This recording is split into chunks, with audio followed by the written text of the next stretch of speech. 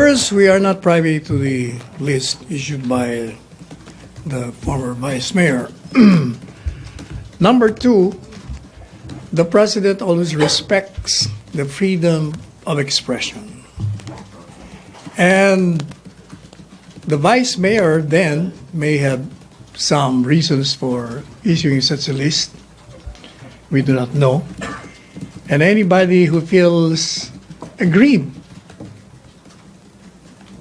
they can always refute the allegation contained in the list. That is the beauty of democracy. There will be, as the saying goes, free market of ideas and expressions. Will the president talk to his son regarding this alleged list of groups and individuals?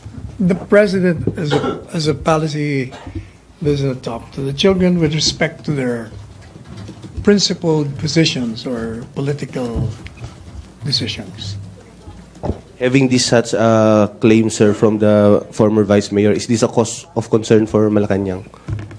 As I said, the president respects. So I'm sure the former vice mayor is competent enough to explain his position on the matter. Sir, follow-up. Number. Thank you, Nestor. And follow-up on that issue, Chona, bago mag-shift sa... Pero sir, this statement coming from a presidential son and concerning the president, isn't the palace bothered about it? You know, Concerned? the former vice mayor is a son. And all sons will react to any plot, any conspiracy that he perceives to be against the father.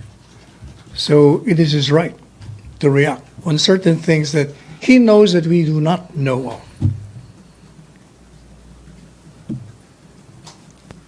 Follow-up. Chona. Still on the plot? Follow-up? Will the Ah, okay. palace Chona, not... Chona. Is your list, is your name in the list? No, sir. Pero sir, will the palace not ask the national security personnel to verify this report? If there is a request from the source himself, maybe.